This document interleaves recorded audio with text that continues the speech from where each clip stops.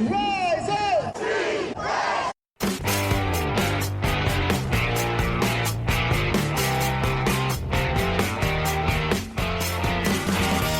This is the Rise Up See Red podcast, all about the Arizona Cardinals and the NFL, featuring insider and outsider perspectives. Enjoy the best hour of Cardinals talk on the web.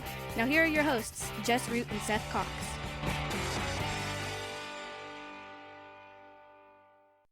Hello, Arizona Cardinals fans, and welcome to the latest edition of the Rise Up See Red podcast, the best hour of Cardinals talk on the web. I'm your host, Jess Root from CardsWire.com, USA Today's NFL Wire site, covering the Arizona Cardinals, episode 736. With me is my co-host, Seth Cox from RevengeOfTheBirds.com, SB Nation's Arizona Cardinals site, and this is our preview show, our Cardinals-Rams previews, picks, and predictions, with a bonus content as we will talk about should Jonathan Gannon be fired, which we'll talk about at the end, and maybe GMs or whatnot. So we'll have a lot of off-season content to talk about, but before the decision happens this weekend, we want to give our thoughts on the subject. Seth, Happy New Year. Happy New Year, Cardinals fans. It's at least we have only one more miserable game to cover, right? Yeah, man, it's going to be super interesting to see how this all comes about and like what happens to, well, I guess next week, next Monday, because this has been probably the worst season in Cardinals history, and that's saying something when you think about the history of the Arizona Cardinals, right? Because I don't think you and I are looking at it from a like, oh, this is the worst team ever. We're looking at it from this is the worst outcome from what we thought. Oh my gosh. This is worse than the worst case scenario we could have dreamed up for this year. Yeah, and so it's tough to see how this all came about and how it all played out. And it's just one of those situations that you look at, and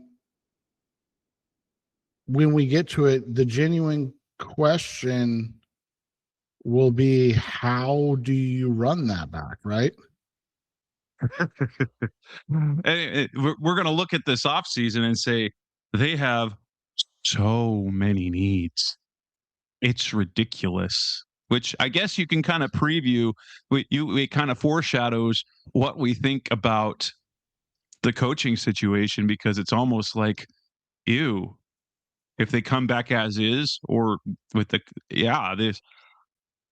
they almost just need to burn sage and just wish for better luck, because this roster is messed up at this point. If we're looking at a 14-loss team now, by the way, while it is not the worst season the Cardinals have ever had, because they've had a winless season before, but if they lose on Sunday, this will be the most losses that the Cardinals have had in franchise history, and that can qualify as the worst season. Not the worst team. This is not the worst team we've ever seen, because this team is far more talented than a 3-win team. But with 14 losses, it's the worst season we've ever seen, especially when it comes to the disappointment. And now we have to face an LA Rams team in Week 18 on the road, a team that the Cardinals simply do not play well against regularly. Now, granted, the Rams have really nothing to play for. Well, they will know whether there's something to play for or not, because at least in terms of playoff scenario, they're locked into the 6th seed unless the 49ers win. If the 49ers win and the Cardinal and the Rams win, they move up to the number 5 seed, which would mean that they would have to go play Tampa or Carolina. for in the first round of the playoffs. So there might be something to play for. Sean McVay says that the Rams starters will play. Obviously, Seth, I think it's going to be a case of as in the show that I did earlier this week with Cam De Silva, it would be kind of a change of direction. So if the Rams play their starters, it doesn't necessarily mean they're going to play their starters for the entire game. And with that, Seth, let's talk about the Rams, who have the highest scoring offense in the NFL, averaging 30 points per game. Number 8 in points against. They have the number 2 offense in yards. And as we saw just a month ago, they can score points in a hurry, as the Cardinals went from being tied 10-10 to being down 45-10 late in the second half. It goes south in a hurry. They run the ball well. They throw the ball well. They have one of the best receivers in football in Puka Nacua. They have one of the best red zone targets in the NFL as a receiver in Devontae Adams. They get Tyler Higbee back this week, although Colby Parkinson has been playing well. They have a 2-headed monster at running back, Blake Corum, who tore up. Corum and Kyron Williams have combined for over 200 yards in that Week 14 game. And so, yeah, it's just Matthew Stafford leads the NFL with 42 touchdown passes. Might have lost the MVP battle last week with their loss to the Falcons, but I'd say I like him better as the MVP, even more than Drake May, because Stafford's done it against a tougher schedule. Some of the best defenses in the NFL, in the toughest division in the NFL. But we talked about before, the Rams have one weakness, don't they? And it's a weakness the Cardinals simply do not know how to exploit. Yeah, and is it that they don't know how, or they just refuse to try to? I mean, that's the hard part when you look at the reality of this season. And so, and by the way, just I'm sure everybody that's listening knows, but just a quick aside. Seattle, San Francisco is on Saturday night, so that's how the Rams will know if the Cardinals, or that's how the Rams will know if that game against the Cardinals matters at all. I did read some interesting comments about hey, they're not playing overly well. They've lost 2 in a row, obviously, to Seattle in overtime in a game where they blew a big lead. And then they just kind of got ran out of the building by Bijan Robinson last week in Atlanta. And so that's that. I mean, you look at it from that factor. I mean, they had a 30-14 lead in the fourth quarter against Seattle and lost. And so if you're a Rams fan, you're saying to yourself, if they're going to be legitimate contenders this year, like if they're going to play for anything of note, they have to compete in the playoffs, and whether they're the 5 seed or the 6 seed becomes irrelevant, because they have to play a team. They're going to have to play a good team sooner than later. And that good team could be the Eagles in week 1 of the playoffs. They could get a, pseudo soft game and play the Panthers or Buccaneers in week 1. But even then, after that game, they get the Seahawks immediately. Unless the Packers beat the Bears, which is always possible, right? But unless the Packers beat the Bears, with the way the NFL reseeds things, if the Rams win their first game, they're going to play the Seahawks, the 1 seed, immediately. So they've got to get going in the right direction. And so, yeah, maybe they only put out that killer lineup for a half, maybe 3 quarters, right? But they're going to do that. And the reality is this: are they going to,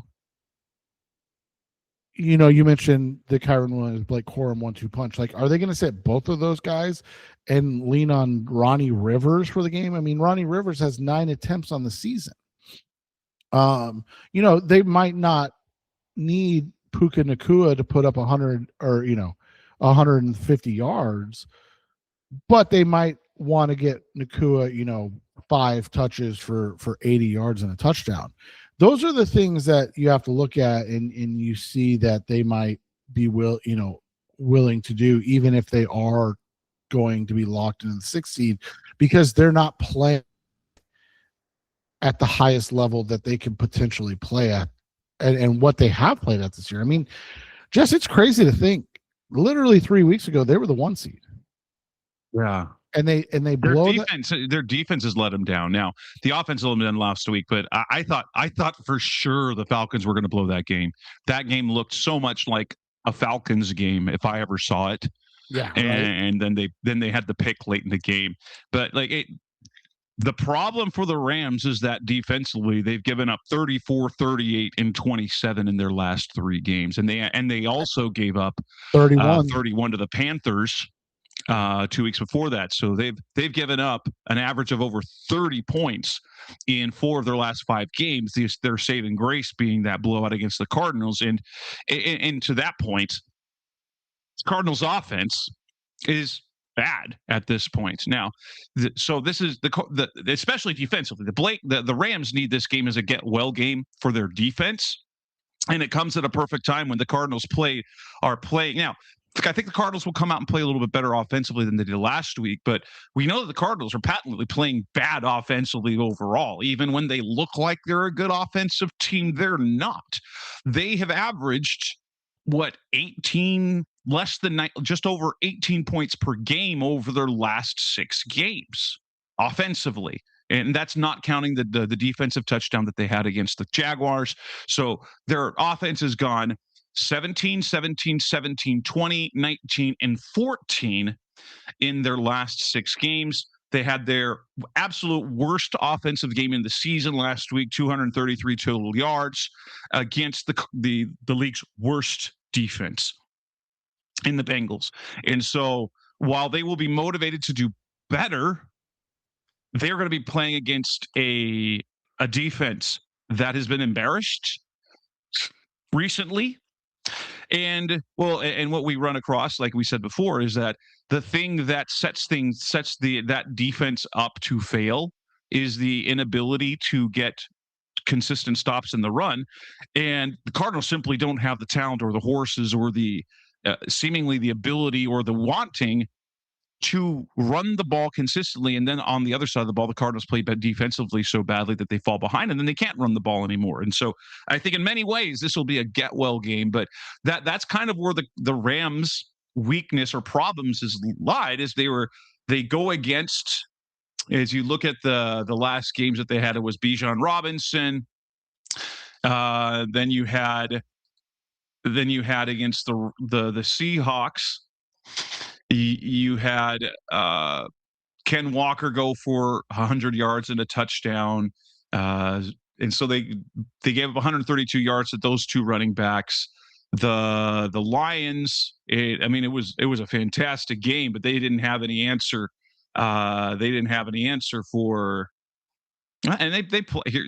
Well, they didn't have anything in the pass coverage, which was different because they did well against Jahmyr Gibbs and David Montgomery, as they only had 70 yards combined, but they gave up 164 to Amon-Ra St. Brown and 134 to Jameson Williams in 3 touchdowns. And so, but here's the thing.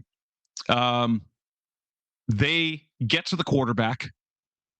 They've got very good pass rushers, both on the edge and the interior. Byron Young with 11 sacks. Jared Verse, who only has 6.5 sacks, but is an incredibly disruptive player. And then you get Kobe Turner from the interior. They're good on all levels of their defense. Their secondary has question marks. They don't have standout players. But at the middle of the defense, with Nathan Landman playing exceptionally well this year, a great free agent pickup for them who just got extended. And so they've got a great front 7 and then an adequate secondary. And even with the volume passing yards, it doesn't. I mean, do you think that the Cardinals are going to be able to exploit that secondary? Quick answer, no. Long answer is obviously like I was talking to oh gosh, now the guy's name is escaping me. I'll find Evan Craig from Turf Show Times, and he's like, how do you stop Trey McBride? I was like, why? And again, like you and I talked about this the other day when we talked about McBride's season in general, but like that's not a shot at McBride. That's just a reality. Like why would you stop McBride? Why wouldn't you just allow him to continue to get his and not worry about it because it doesn't matter? And so to that effect, like if the Rams get up, 28-7 in the first half, and they end up pulling players and they reduce down their starters and things of that nature. Like, yeah, Michael Wilson's probably going to get 93 yards. They're going to make it an effort to have a 1,000-yard receiver this season, right? Like obviously Trey is, but have a wide receiver hit 1,000 yards so they can boast about this offensive firepower, despite all the injuries. And those are, and so they're going to exploit things in that way when it's too late, right? Because that's what they've done the last 7 games. Yes. And so you look at it from that perspective, and that's what I said to Evan. I said, look, the reality is you can't stop Trey. You can contain him kind of, but between the fact that he's playing out of his mind this season, that Jacoby has one other threat on offense, and that they spam him targets in a game consistently. Like you're just, I mean, if you hold them to 5 for 50 and a touchdown, that's a great effort from anybody. I mean, this dude's averaging 10 plus targets a game. And so when you look at it from that perspective, it's like, yeah, they can take advantage of it, but can they take advantage of it when it matters? And that's the thing. They haven't done that since the Dallas game. I guess the last game that they took advantage of something was maybe the Jacksonville and Tampa game. But again, those games were just, I mean, the Jacksonville game was mostly defense keeping them in the game. And the Tampa game was just, I mean, it just felt like they just never had a chance, even though they were in the game so much. So, Michael Wilson, I'm not going to be shocked when he puts up over 100 yards. Are you? Well, I wouldn't be surprised. I will maybe surprised if they try to get him that. Whether it happens, that's a different story. I still think he's going to put up over 100 yards because I just don't, like you said, the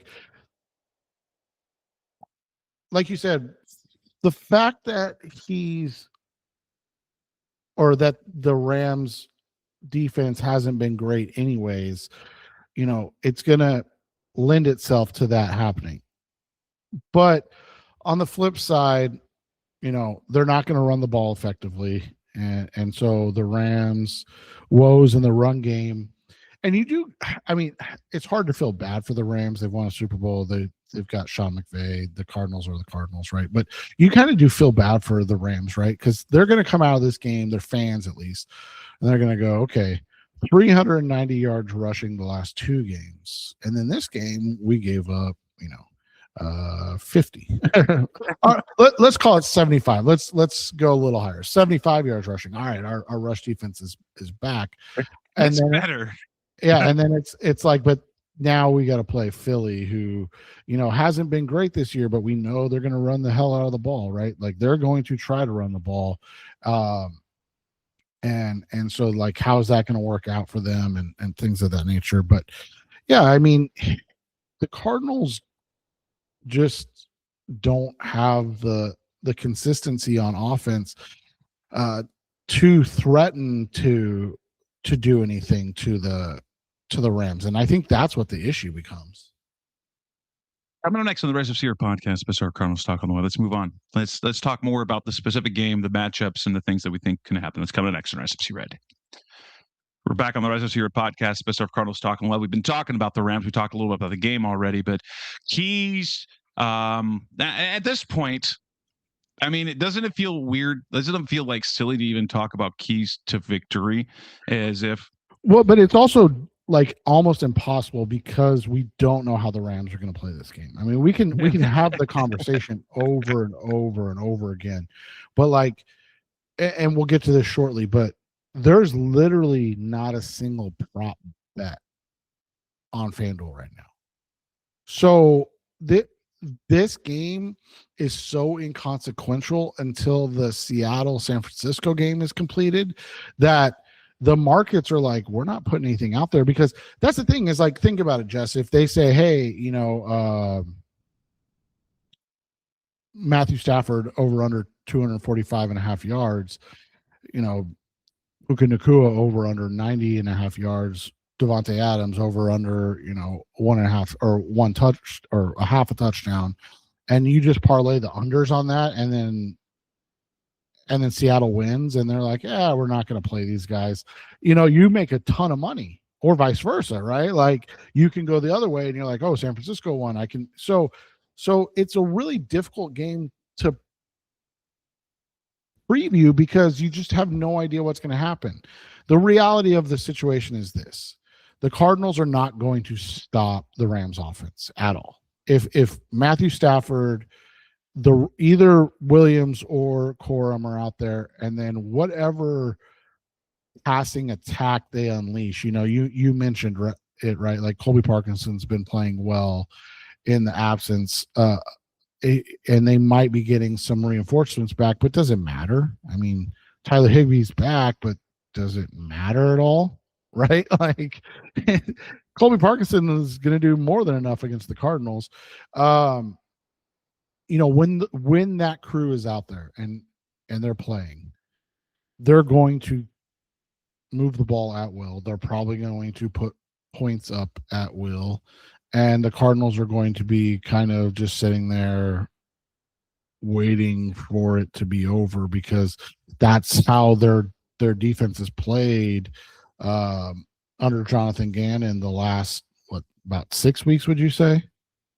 It's what it's felt like. The efforts just, but there's one matchup that if I'm interested in seeing, that depends on whether Alaric Jackson for the Rams plays or not, because for those of you who watched the Rams and the Falcons play, and you're a Cardinals fan, you had to feel bad for DJ Humphries and the Rams, because he played against that Falcon, and DJ Humphries fantastic when he was here, but that man looked washed up. He was absolutely terrible.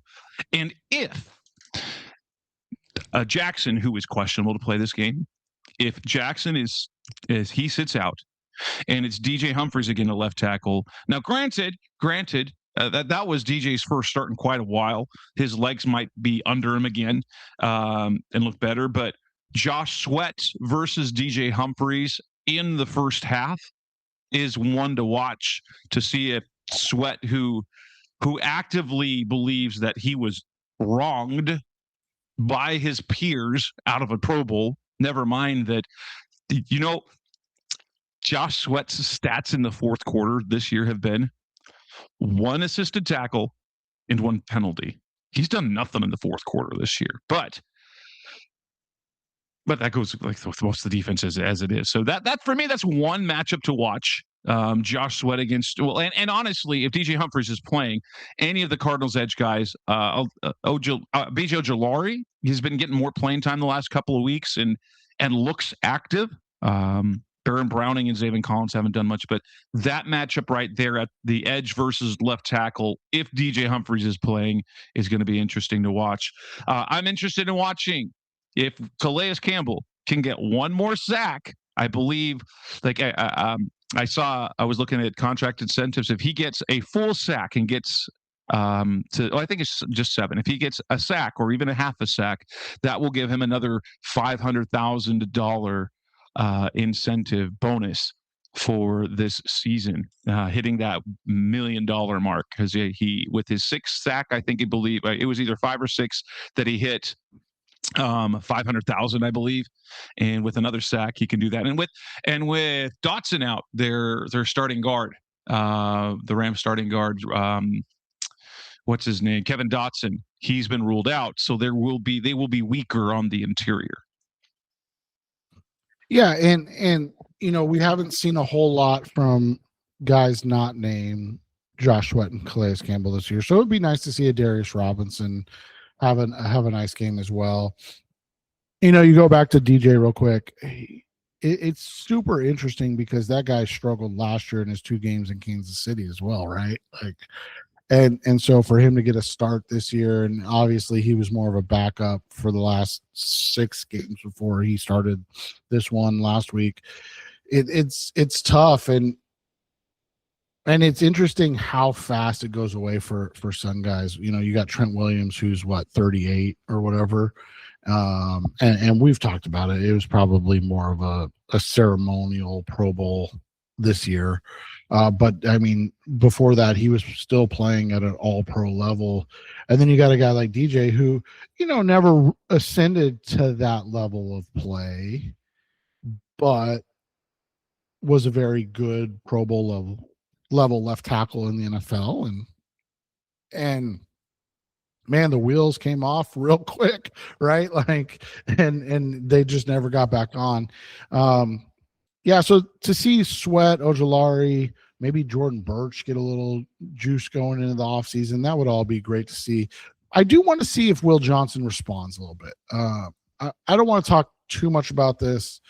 I'm just going to make a statement and we can leave it at that. But, there were times last week when I text you during the game that I've become concerned with Will Johnson, and not necessarily his ability, but his interest, because that cat looked disinterested at times in the game against the Bengals. He's looked disinterested at times against the Atlanta Falcons. He was abused in that matchup against the Rams. You and I talked about that coming out of it. That was kind of his welcome to the NFL moment where Puka Nacua just took him out back and kind of took the belt to him a little bit, right? He got beat up pretty good. I would love to see how this kid responds, because there's very, very little doubt about his on-field ability when he is engaged and wants to be out there consistently. But I think the concerning thing is if he's not feeling it with this regime, that's a concern, right? And we'll get to that part later, but that's a concern, because man, we need to see that effort, because they've got enough problems as it is. They don't need to have the problem of is their best secondary player or their best cornerback, engaged and wanting to be out there with the team, because that becomes a deeper, harder to discuss issue then, right? For me, a couple other things to watch. Obviously, you want to see, it would be great to see Michael Wilson get to 1,000 yards. The season on Marvin Harrison has been, he was ruled out. He was put on IR today. What a disappointing end. But to see Michael Wilson get 1,000 yards and it would fulfill the prophecy that Kyler Murray had, and when he was doing his charity softball game, and he talked to PHNX, and he said he believed that Michael Wilson was a 1,000-yard receiver, and then you can go ahead and see that. I also want to see how Josh Fryer does on Sunday as we look ahead to the offseason. The future at right tackle, left tackle, obviously Paris Johnson will be back. But if Josh Fryer does well against Jared Verse, Byron Young, and those guys, maybe you can look at him as the guy that you're like, okay, we've got right tackle taken care of. I was going to ask you that. Do you think, like, I know it's obviously an off-season topic more, but like, does it concern you if he's playing well at left tackle to then like kind of pencil him in at right tackle, having not played it as much? I was just curious what your thought is.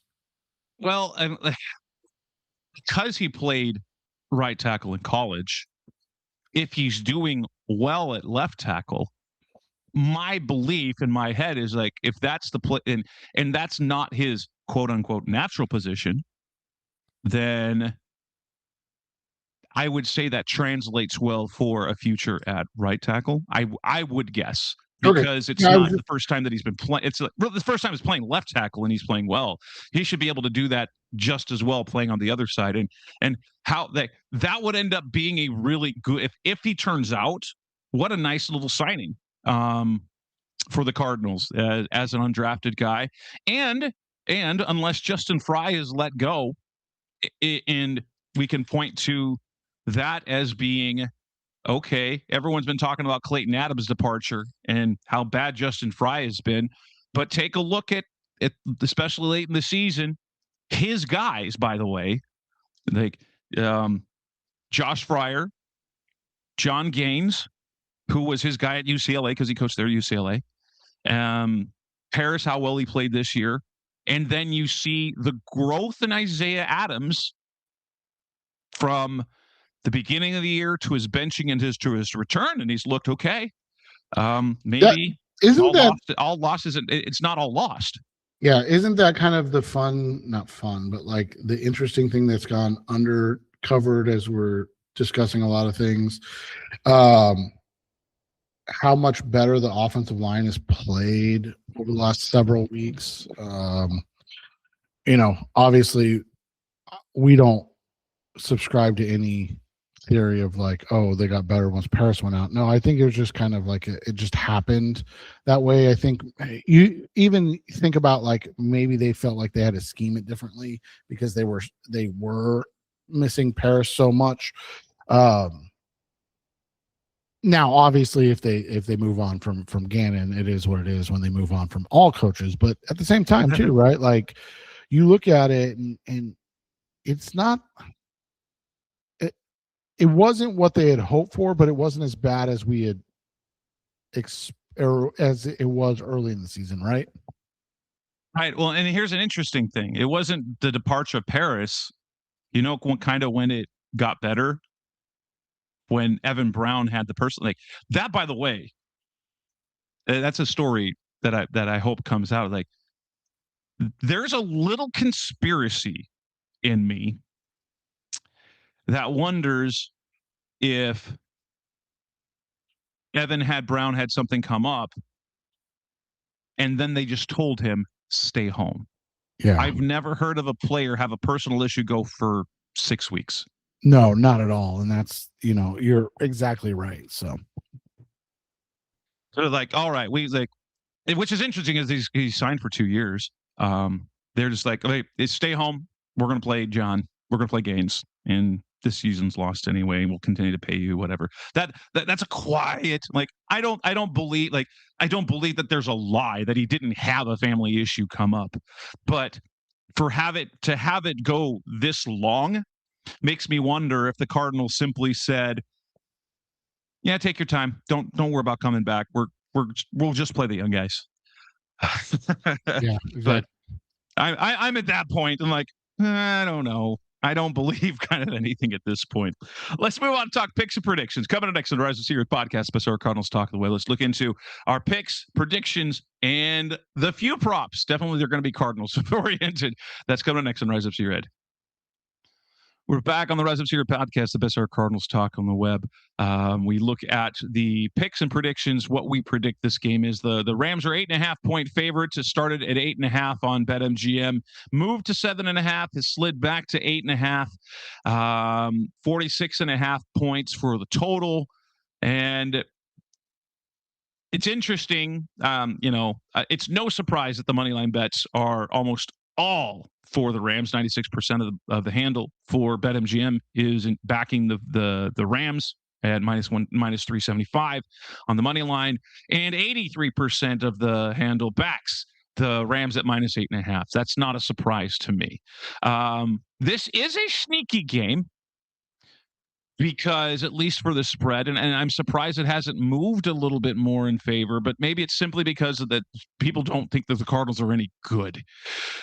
Because if this could be one of those late cover games, because if Jimmy Garoppolo comes in and then the offense is Jimmy Garoppolo, Tutu Atwell, and then the other Kevin Mumfield or Xavier Smith instead of in the second half after they bet a 21-point lead, and then the Cardinals score a late touchdown to pull with it. Now, I think this game's going to be a blowout because I think the Cardinals will be checked out. I think this is going to be the Cardinals checkout game. If things go sideways early, it'll be way too hard for them to compete, and unless the only thing that they're doing is trying to get Michael Wilson to 1,000 yards. There's a little bit of hope with that. I don't think this game's going to be close, though I do recognize the possibility of a sneaky cover because this game 100%. could ultimately mean nothing for the Rams. Right, and that's the hard part. Like, we're making this prediction, and the reality is the only way we could predict this game is if we started at 7:30 tomorrow during a blowout, one side between the Niners and the Seahawks, or if we started this podcast at 9:30, 10 p.m. Arizona time tomorrow, and then made our picks and predictions, because we don't know. But it's 7.5 on FanDuel right now. The over under is 45.5. I'm taking the Rams to cover, and the over until we hear differently about the Rams playing their starters. And again, I think the Rams have to have a good game. Whether they're playing for the 5 or 6 seed doesn't matter. They need a good game in the sense that they need to feel confident going into the playoffs. I'm going to take a 35-20 Rams win. And I'm thinking 37-17. 37-17. Works a sideways game, and that way there'll be plenty of garbage time for Jacoby Brissett to throw the ball to Michael Wilson, get him over 1,000 yards, and then we can laud the fact that the Cardinals had 2,000-yard receivers and a quarterback. Which, by the way, I didn't get the reaction that I thought I would get, but I must point out, and you were the one that pointed out to me, how no one clocked the fact that Jacoby Brissett, when he was talking about playing, was like, well, it hasn't gone the way we want, but I'm playing. I'm glad to be playing. He doesn't care about the losses. And maybe he didn't mean it that way. Like, it's better to be playing football than to not be on a bad team than not playing football. But the context was all about him getting playing time. So it's like, oh, it's not how we went, but I'd rather the alternative. So he'd rather be a starter on a terrible team than a backup on a good team. Because that's kind of how it sounded to me, and to you, in fact. Yeah, 100%. And that's and you and I've had this conversation off the air. I don't know if we talked about it on the air, and we can have that conversation obviously later on. But it goes back to our conversations about, like, is that why the locker room's better? Because there's not somebody in there that's like, hey, this sucks, let's pick it up. And they're like, yeah, what are you going to do? Right. Like, we're not that good. so it's okay if we're losing every week. Like, it's a weird conundrum to me. And I'm interested to see how this all comes about in the off season, especially, with the next topic. Props. There aren't hardly anything for the Rams. But there are some, at least some BetMGM, there are plenty for the Cardinals. And we look at the passing props. We've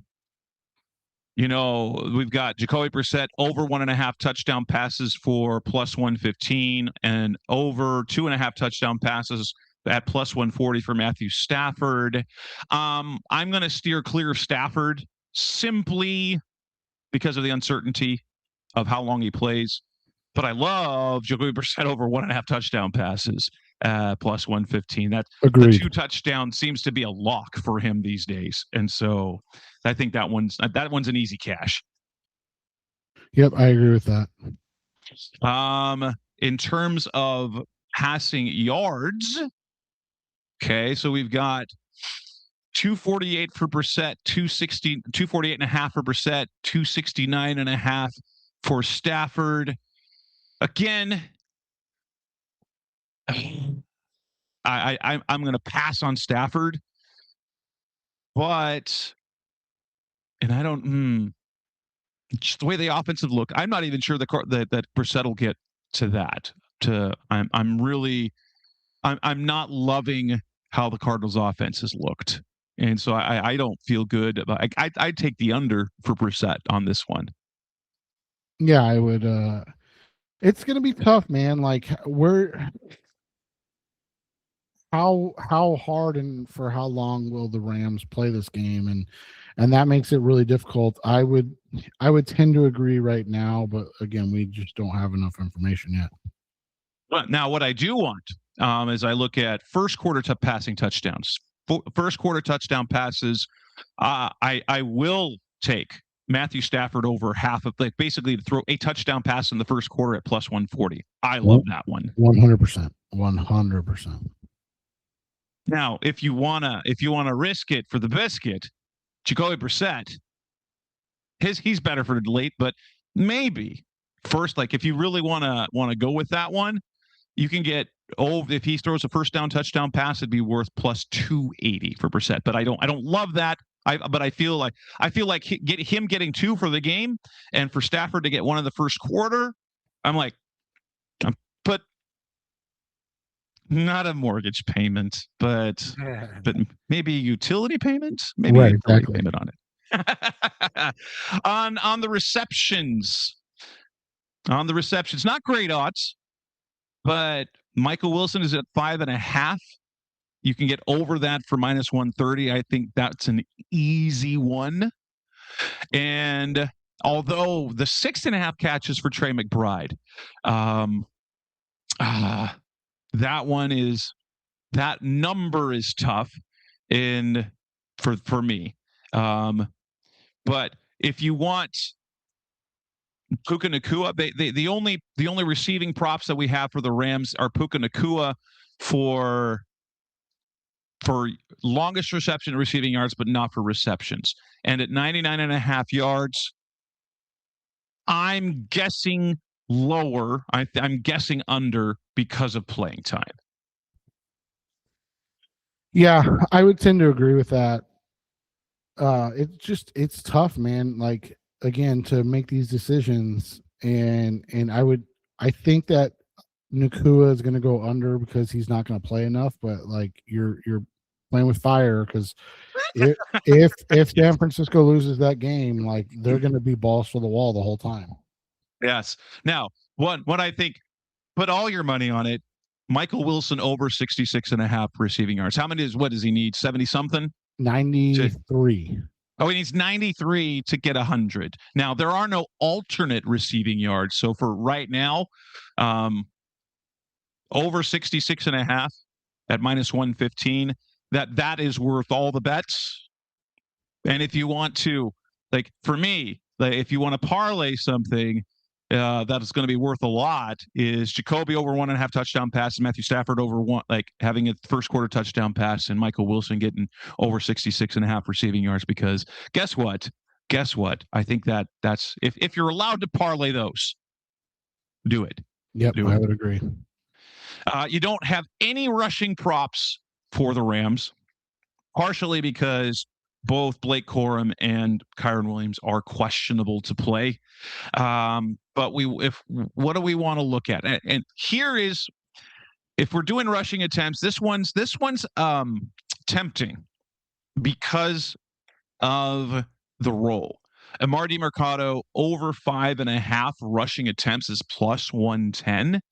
And if the Cardinals end up having to run their passing offense extensively, that means DiMercato will get some playing time. And if there's one thing we know about Drew Petzing, 3rd and long, or second and long. He loves that. He loves the draw play. He loves the DeMarcado draw play. Also, Jacoby Brissett over 2.5 rushes. That's at plus 115. I like that. He's tried to use his legs a few times this year, so I do like the value for that one. But in terms of the yards, I don't like 38.5 for Michael Carter, 19.5 for Amari DeMarcado. I don't like any of those. I'm not confident in any of those. Yeah, that's the hard part, right? You just don't know where you're going to go with any of these. So I would agree with those numbers. And Amari's going to be interesting to watch because he's 17 yards, I want to say, away from being at 300. I know that's not a lot, but he'd be the second guy to go over 300 yards this year. So, ooh, so great. So amazing. Now, here's one that's tricky. Because they haven't made the change yet. And that is Chad Ryland over 1.5 field goals is plus 110. And we always say, if you get plus odds on over 1.5 field goals, that's almost always a bet you should make. However, I wouldn't be surprised if the Cardinals use Joshua Carty this week just to give him an addition. And so wait for any Ryland props until after inactives are announced. Yep, I would agree. Honestly, because I could see a scenario, being a whole bunch of roster moves that the Cardinals have made over this week have been looking toward the offseason and having guys that they can evaluate and get in the building that are young guys. And I think I'll have to look at the contract again, but I believe Joshua Carty is in that place. Ryland's going to be a free agent after this year, and they might decide to say, adios, Chad. And and he hasn't had a great year. And there, No. again, it might be one of those things that they place blame on what? Oh, well, the inconsistency at the holder position, blah, blah, blah. But it's like at some point too, you got to make kicks, especially in close games. Yep. And he's missed one field goal at least, I think, in each of the last 4 games, unless let me take a look at his game. So, okay. He was perfect. Well, he didn't have a field goal in his last 1, 2, 3, 4, 5 games. When he's attempted a field goal, he's missed at least one. So he's missed 1, 2, 3, 4, 5, 6 field goals in the last 8 games. And so in the last 7 games. That's not great. Not ideal. So it's not ideal. And they used him last week, but keep an eye on Joshua. Keep an eye on that inactive list. Do not place that bet on Ryland until you know that he's active. So keep an eye on that 90 minutes before halftime, before kickoff for that. And so with that, anything else that is appealing to you when it comes to props in this game? Nope, not. I don't have any on FanDuel, so I'm just following you, and I agree with your takes so far. All right. With that, we'll wrap up this edition of the right. Oh, no, not true. We have one more topic to talk about because otherwise we won't get to do it before the season ends. So, bonus topic on this. Coming up on the Rise and Sea Red podcast, special for Cardinals Talk on the web, we're going to talk Jonathan Gannon coaching staff. Do they need to be fired? Not whether they will, should they? That's coming up next on Rise and Sea Red. Back on the Rise of Your podcast, Best Our Cardinals Talk on the web. One last segment to talk about, and that is the future of this coaching staff. We have conflicting reports that say, 1, he's probably safe, and 2, people think he's safe, but can you actually keep him in this scenario? And that is the tough thing. Now, my take. What are you doing in 2026? So the question comes down to this. What are you doing in 2026? Are you legitimately trying to compete again? And if you're legitimately trying to compete again, you almost have to hope your luck is better because there's too much roster change you're going to have to do. Well, unless, I don't know. I get why you would keep him, but why would you keep him? Like, I mean, now granted, it's been an extra with so back in 2018, the Cardinals gave up over 450 points. That was the year when things were out of hand with Steve Wilkes. In 2 of 3 seasons, Jonathan Gannon, our lovely defensive-minded head coach, the Cardinals have allowed over 450 points twice in the last 3 years. Granted, it's an extra game. There's an extra game in that schedule than we did before. But their defense is patently bad. So what has gone bad? Like, yes, year 1, yes, good culture. Year 2, good progress. Year 3, off the rails. Off the rails. Your offense was markedly worse. Your defense after adding so much in terms of money and capital in the draft was markedly worse. You saw no improvements. You are not getting improvement from key players. Okay, you're not getting development. So you're not getting development from your younger players. Garrett Williams looked worse this year than he did. James Conner and Trey Benson didn't look better than he did at the end of last season. Now, Michael Wilson looks better, looks for playing time, but the second you put him on the same field as Marvin Harrison Jr., he looks like the same guy he's ever been. Isaiah Adams was not ready to start at the start of the year. You look at the defensive players, Max Melton, he's been relegated to special teams. Jalen Thompson didn't get better. Mac Wilson was okay. Darius Robinson has been unimpactful. Baron Browning wasn't any better. They haven't made so the guys that you've expected, been counting on to be better, haven't improved. The offense is worse. The defense is worse. How can you keep how can you keep this staff after all this? Yet at the same time, with the way they developed this roster, you almost have to go with this coaching staff with maybe assistant changes to then let's hope next year is better luck, because the talent on the roster doesn't match the performance, right? That at least perceptively, the talent on the roster doesn't match the outcomes. So, but honestly, should they blow it up? They should. I mean, yes, there's good culture in the locker room. You can get other coaches to do that, but they don't know their quarterback situation. They don't know their assistants situation. They're not developing guys. And does Gannon feel like Gannon is pushing the right buttons? No, there's bad decisions in games. The only thing that we're seeing in games is that for the most part, the effort's there. They're just bad at it. And what's like, unless you're a youth team, what's the point in the NFL of having a high effort, terrible team? Right, exactly. There's no point to it, especially in year 3. Right, and that's what the concern is. And you know, people can lament the offense all they want, and we can agree on some of that.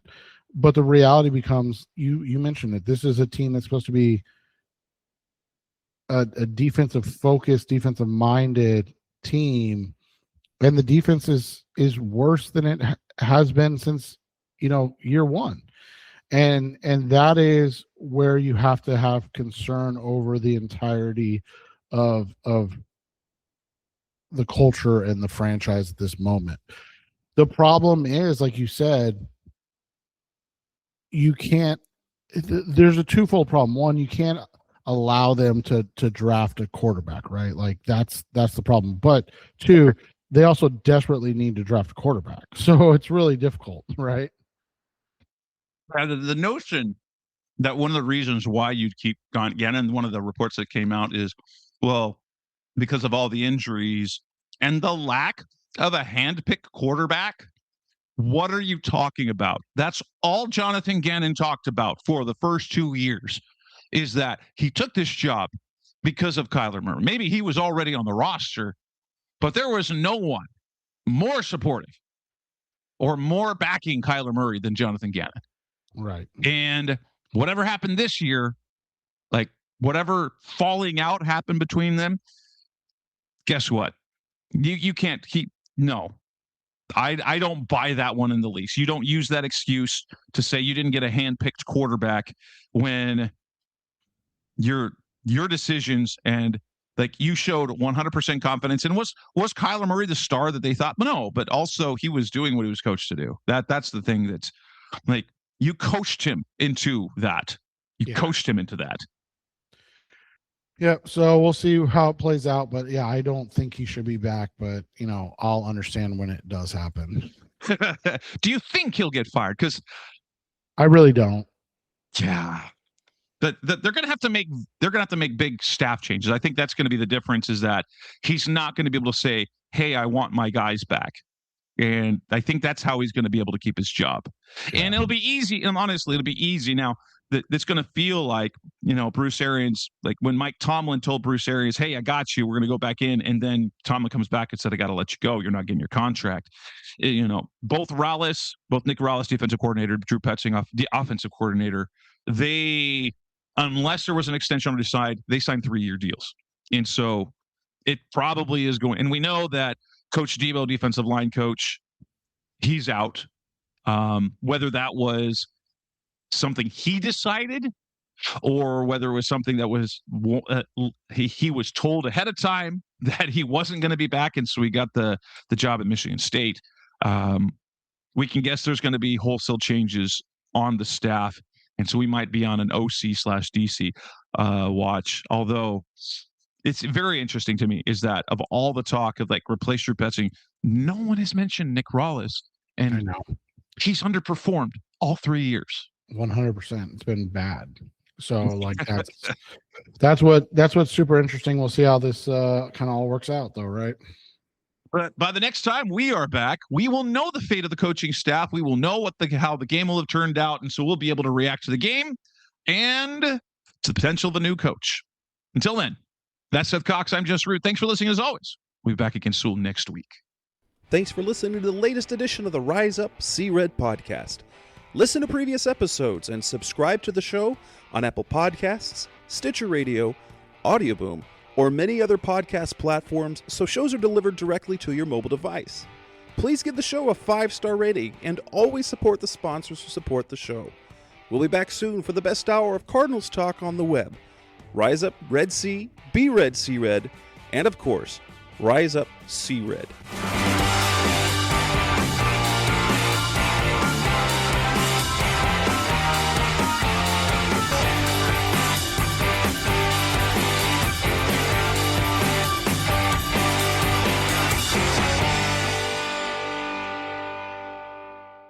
Roll!